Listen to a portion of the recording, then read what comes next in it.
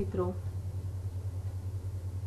all the viewers Oriental High School YouTube ચેનલમાં once again આપ તમામનું સ્વાગત છે.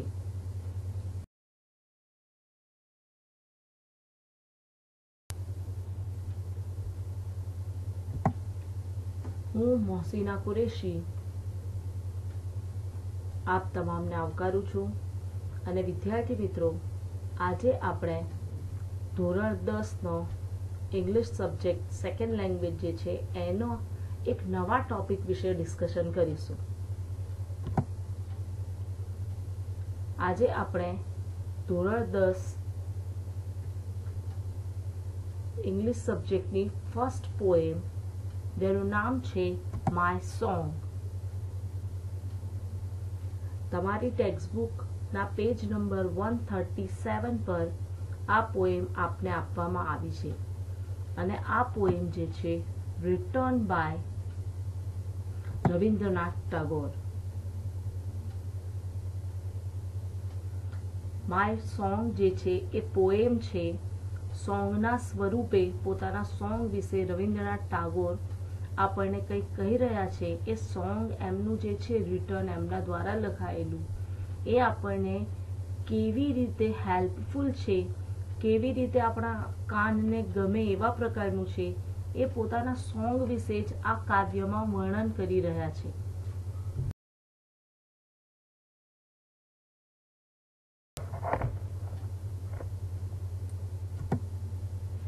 મિત્રો, રવિન્દ્રનાથ ટાગોર વિશે લગભગ આપ સૌ ઘણું બધું જાણો છો અને ખાસ કરીને રવિન્દ્રનાથ ટાગોર જે છે એમનું બહુ જ ફેમસ જનગણ મન, એના વિશે તો ઓલમોસ્ટ બધાને બધી જ વસ્તુ ખબર છે.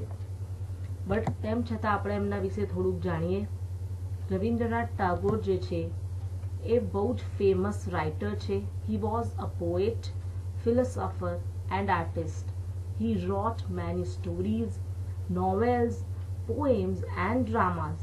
રવિન્દ્રનાથ ટાગોર જે છે આમણે ફક્ત કોઈ એક વિષય કે એક સબ્જેક્ટ કે એક ટાઈપ ઉપર લખ્યું નથી, પણ એ બહુ જ મોટા ફિલોસોફર એટલે કે વિચારક હતા, પોએટ એટલે કાવ્ય લખતા હતા, બહુ જ મોટા કલાકાર હતા. એમણે ઘણી બધી સ્ટોરીઝ લખી છે, નવલકથાઓ લખી છે, ડ્રામાઝ લખ્યા છે અને એક ચિંતનાત્મક અને એમના પોએમ જે છે ગીતાંજલિ, એના બદલે એમને નોબેલ પ્રાઇઝ પણ પ્રાપ્ત થયું છે.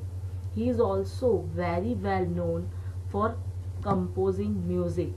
અને ફક્ત એમની જે કાવ્ય જે છે કે સોંગ જે હતા એ એમણે મ્યુઝિક સાથે પણ કમ્પોઝ કર્યા હતા.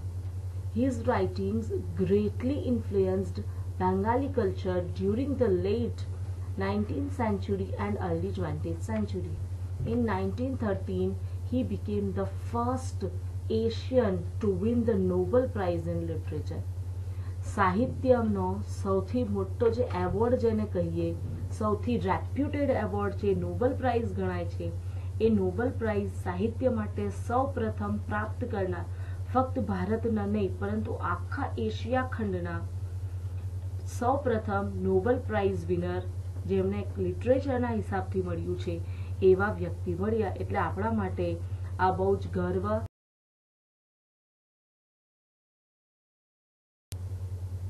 હવે તમારી સામે તમારી પોએમ છે જ, આપણે એને ફર્સ્ટ ઓફ ઓલ વાંચી જઈએ. બહુ સરસ મજાની પોએમ છે. અહીં રવિન્દ્રનાથ ટાગોર જે વાચક છે એમને પોતાના ચાઇલ્ડ કહીને સંબોધિત કરે છે અને આ પોએમ જે છે એ એકચ્યુઅલી સોંગ જ છે, પણ એઝ અ પોએમ લખાયેલું છે. સોંગ છે માય સોંગ. એમાં એ શું કહેવા માંગે છે? This song of mind will find its music around you, my child, like the fond arms of love. This song of mine will touch your forehead like a kiss of blessing. When you are alone, it will sit by your side and whisper in your ear. When you are in the crowd, it will fancy you about with aloofness. My song will be like a pair of wings to your.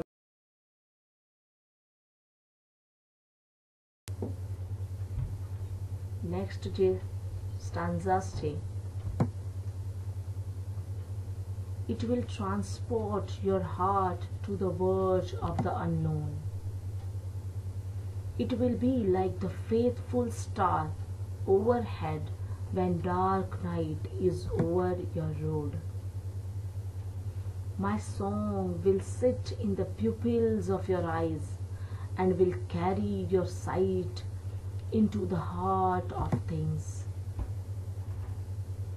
And when my voice is silent in the death, my song will speak in your.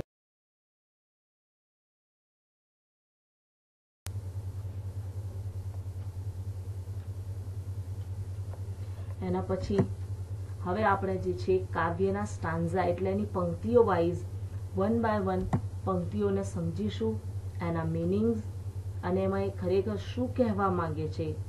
The song of mine will wind its music around you. અહીંયા by my child, like the fond arms of love, the song of mine will touch your forehead like a kiss of blessing. The song of mine એટલે કે મારો જે song છે, મારો જે ગીત છે, વાઇન્ડ એટલે કે વીંટળાયેલું છે, એનો મ્યુઝિક કોની આજુબાજુ જે ગાનાર છે. જ્યારે આ કહે છે કે મારા બાળકો જ્યારે તમે આ ગીત ગાશો તો એનું જે સંગીત છે એ તમારી આસપાસ વીંટળાઈ જશે. કેવી રીતે વીંટળાશે? તો ફોન્ડ આર્મ્સ ઓફ લવ, પ્રેમના પ્રેમાળ હાથથી, જાણે તમને એવું લાગશે કે કોઈ પ્રેમ તમને આપી રહ્યું છે. એ સોંગ તમને એવા પ્રકારનો ફિલિંગ, એવા પ્રકારનો ભાસ કરાવશે. Like the fond arms of love, the song of mine will touch. હવે એ કહે છે કે બીજી વાક્યમાં this song of mine, મારો જે સોંગ છે, will touch, તમને સ્પર્શ કરશે. ક્યાં સ્પર્શ કરશે? on your head, forehead, like a kiss of blessing. forehead એટલે કપાળ. જનરલી ઉપરના માથાનો જે ભાગ છે, જ્યારે મોટી વ્યક્તિ છે પોતાનાથી નાનાને કોઈ પ્રેમની બાબત કે કોઈ એને બ્લેસિંગ્સ આપવા માંગે છે, આશીર્વાદ આપવા માંગે છે, તો એક સિમ્બોલ તરીકે એને કિસ કરે છે. અહીંયા સાઈડમાં તમે એના મીનિંગ્સ જોઈ શકો છો. વાઇન્ડ એટલે વીંટળાયેલું, અરાઉન્ડ એટલે આસપાસ, ફોન્ડ એટલે હેતાળ, માઇન્ડ એટલે મારું, ફોરહેડ એટલે કપાળ, બ્લેસિંગ્સ એટલે આશીર્વાદ, અને આશીર્વાદનું ઓપોઝિટ એનો વિરોધી શબ્દ કર્સ એટલે કે તમે આ પિક્ચર્સમાં જોઈ શકો છો. બ્લેસિંગ્સ જનરલી મોટી વ્યક્તિ હોય એ પોતાનો હાથ લાંબો કરી માથા પર હાથ મૂકી અને આશીર્વાદ આપે છે, બ્લેસિંગ્સ આપે છે. and the kiss of blessings on. Second જે પોર્શન છે એમાં એ કહેવા શું માંગે છે હવે? when you are alone, it will sit by your side and whisper in your ear. When you are in the crowd, it will fancy you about with aloofness. અહીંયા મીનિંગ્સ તમે જોઈ શકો છો. અલોન એટલે એકલવાયું, વિસ્પર એટલે કાનમાં કહેવું ધીમે ધીમે, ફેન્સ એટલે રક્ષણ કરવું, અલુફનેસ એટલે એકલવાયાપણામાં. એ શું કહે છે હવે કે મારો સોંગ જે છે તમને આશીર્વાદ આપશે. પહેલા સ્ટાન્ઝામાં, પહેલા સેન્ટેન્સમાં તમને વીંટળાઈ જશે. પણ હવે શું કહે છે? જ્યારે તમે એકલા છો, જ્યારે તમારી સાથે કોઈ વ્યક્તિ વાત કરવા વાળી નથી, અને જ્યારે તમે મારું ગીત ગણગણશો, તમે મારું ગીત ગાશો, તો જાણે એ ગીત તમારી બાજુમાં આવીને બેસી જશે અને તમને કાનમાં કંઈક કહેશે. એટલે તમે એકલા નહીં રહો, તમને એ કંપની આપશે. અહીંયા કવિ એ ખરેખર કહેવા માંગે છે. અને બીજું કે જ્યારે તમે ટોળામાં હશો, when you are in the crowd, બહુ જ ભીડમાં છો, માણસને બીક લાગતી હોય ભીડમાં, કોણ ક્યાંથી આવશે, કેવા પ્રકારનું છે, તો એ વખતે એ તમારું રક્ષણ કરશે અને તમને બધાથી અલગ રાખી અને સાચવશે. એટલે બંને કન્ડિશનમાં એ હેલ્પફુલ છે એકલા છો તો કંપની આપશે, અને ઘણા બધા ભીડમાં છો તો તમારું રક્ષણ કરશે. એ પોતાના સોંગ વિશે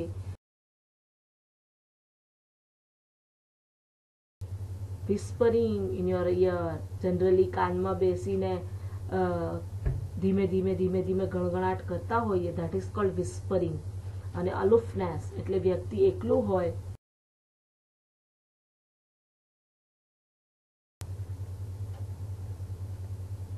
નેક્સ્ટ સેન્ટેન્સીસમાં My song will be like a pair of wings to your dreams. હવે અહીંયા pair of wings એટલે pair of wings, wings ને તો ખ્યાલ આવી ગયો, પાંખો. pair એટલે કે જોડી, અને dreams એટલે સપના. હવે અહીંયા ખરેખર કવિ જે છે એ કોઈ ઓરિજિનલમાં પાંખો મળી જશે, તમે આ ગીત ગાશો અને તમારે પાછળના ભાગે પાંખો નીકળી જશે અને યુ કેન ફ્લાય, એવું નથી. બટ અહીંયા પેર ઓફ વિંગ્સ જે છે તમારા સ્વપ્નાઓને આપવાની વાત છે, એટલે તમને ઇમેજિનેશન તરફ લઈ જશે. તમારું જે ઇમેજિનેશન જે અટકી ગયું છે એને દિશા આપશે, એને આગળ વધારશે એક એવા દુનિયામાં કે જ્યાં તમારા સ્વપ્નાઓ જે છે, તમારા સ્વપ્નાઓ જીવવા માટે તમને હિંમત આપશે, તમને આગળ લઈ જશે, તમારા સ્વપ્નાઓને પાંખો આપશે. એટલે એ સોંગ જે છે તમને આવી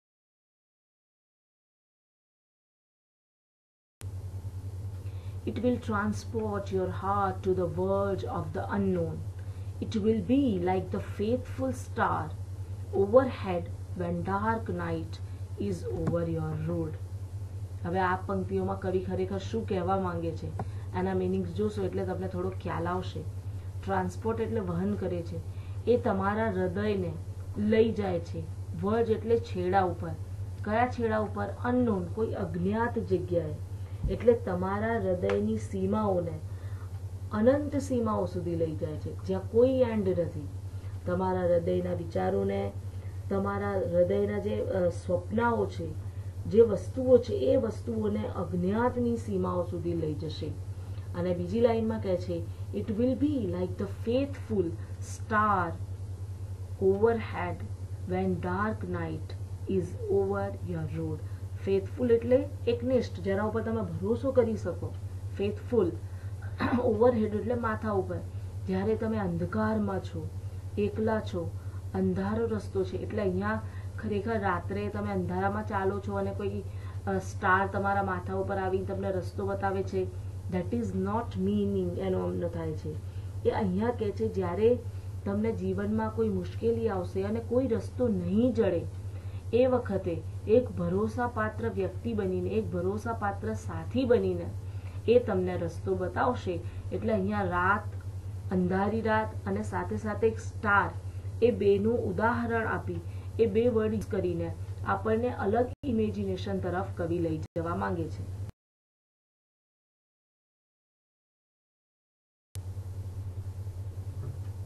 એના પછી સેકન્ડ જે લાઈન છે, નેક્સ્ટ લાઈન છે, My song will sit in the pupils of your eyes and will carry your sight into the heart of things. હવે એના મીનિંગ્સ જોઈએ. પ્યુપિલ્સ, પ્યુપિલ્સ એટલે આંખની જે કીકી છે આના પ્યુપિલ્સ કહેવામાં આવે છે. પ્યુપિલ્સ એટલે સ્ટુડન્ટ પણ થાય છે, પણ અહીંયા પ્યુપિલ્સ એટલે આંખની જો મિડલનો પાર્ટ છે એને કહેવામાં આવે છે.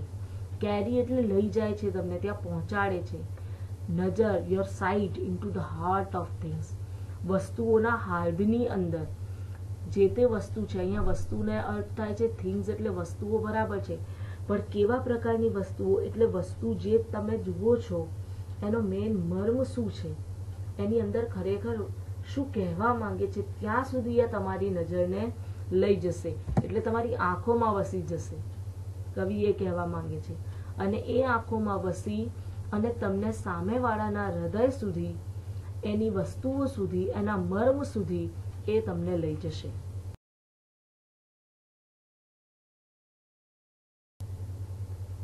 એન્ડ લાસ્ટ લાઈનમાં બહુ જબરજસ્ત મેસેજ છે.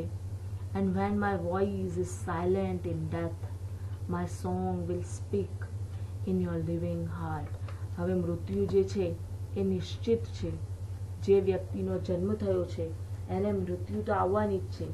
મૃત્યુ પછી એવું બને છે કે વ્યક્તિ સમયાંતરે ભૂલાઈ જાય છે, પણ એના કરેલા કાર્યો લોકો ભૂલતા નથી. અને ખાસ કરીને લેખન કાર્ય, એવું કહેવાય છે કે વ્યક્તિને અનંત જીવન જીવવું હોય તો એણે કંઈ લખી નાખવું જોઈએ. એવું લખવું જોઈએ કે લોકોના હૃદયમાં એ અનંત સમય સુધી જીવંત રહી શકે. હવે રવિન્દ્રનાથ ટાગોરે વર્ષો પહેલા આવી અને જતા રહ્યા છે, પણ તેમ છતાં એમના સોંગ્સ, એમની પોએમ્સ, એમના ગીતો એ અત્યારે પણ આપણા બધાને માટે જીવંત છે. અને એ પોતાના શબ્દો આપણા વતી હવે બહાર નીકળે છે. એટલે કવિ કહે છે કે when my voice is silent in death, જ્યારે મૃત્યુ આવશે અને મારો અવાજ જે છે શાંત થઈ જશે, હંમેશા માટે ખતમ થઈ જશે, નાશ પામશે, તો એ પણ કહે છે કે મને ચોક્કસ છે my song will speak, મારું જે સોંગ છે એ તો બોલતો જ રહેશે, તો કહેતો જ રહેશે. શું કહેશે?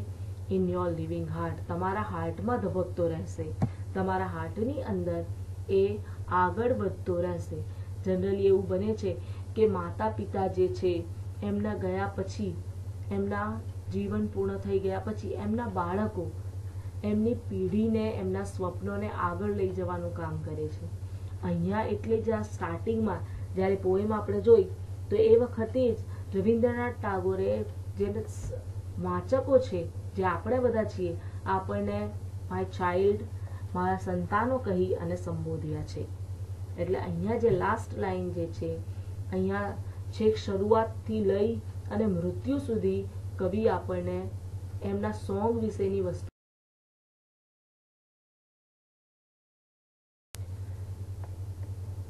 હવે આપણે આખા કાવ્યમાં વોટ વિલ સોંગ ડુ એવું તમને કહેવામાં આવે કે ભાઈ આખી પોએમ આપણે જોઈ લીધી, એમાં કવિનો જે ગીત છે, સોંગ છે, એ આપણા માટે કયા કયા કાર્ય કરે છે, તો એનું એક શોર્ટ આઉટ મેં લિસ્ટ આઉટ કર્યું છે.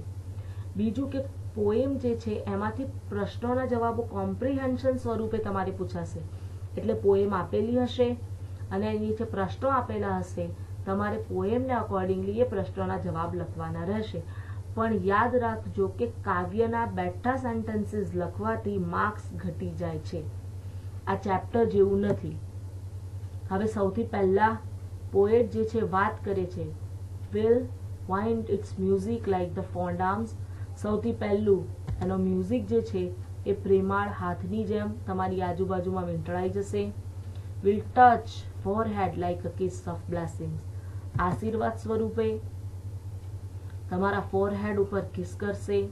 will sit by your side and whisper in your ear.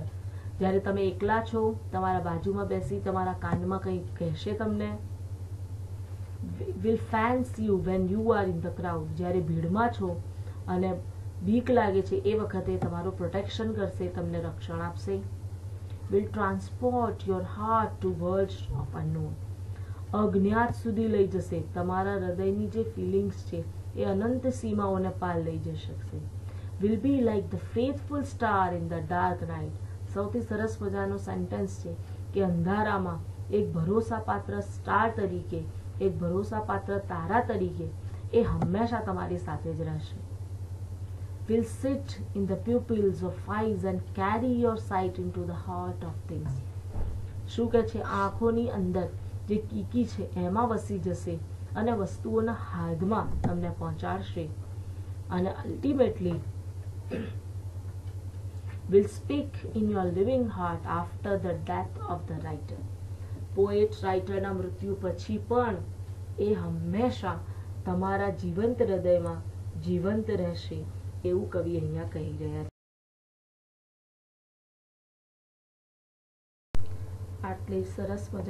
આટલા સરસ મજાના સોંગ પછી હવે રવિન્દ્રનાથ ટાગોર જે છે બહુ જ મોટા ફિલોસોફર છે, તો એમની ફિલોસોફિકલ એક વાત સાથે આ વિડીયોને આપણે પૂર્ણ કરીશું.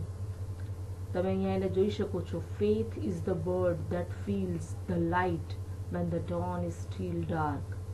એને હિન્દીમાં લખ્યું છે, आस्था वो पक्षी है जो सुबह अंधेरा होने पर भी उजाले को महसूस करती है. અહીંયા આસ્થા એટલે ફેથ, વિશ્વાસ. એ વિશ્વાસ કદાચ તમને તમારી જાત ઉપર, તમારા ઈશ્વર, તમારા અલ્લાહ ઉપર છે. એ વિશ્વાસ જે છે તમને કોઈ દિવસ પણ એકલું નહીં પાડે, તમને તૂટવા નહીં દે. એ વિશ્વાસ એવો જે છે જે અંધારામાં પણ તમને હંમેશા પ્રકાશ તરફ લઈ જશે. એટલે જ કહે છે કે સવારના સમયે અંધારામાં પણ જે લાઈટ છે એને ફીલ કરી શકે છે, એ જ વિશ્વાસ છે. બાકી વિશ્વાસ જે છે એ માણસને ક્યાંથી ક્યાં સુધી લઈ જઈ શકે છે. Keep practising always. અને હવે આપણે આ જે સોંગ છે એ સરસ મજાના વિડીયોમાં સાંભળીએ અને એને એન્જોય કરીએ. Thank you all and keep practising always.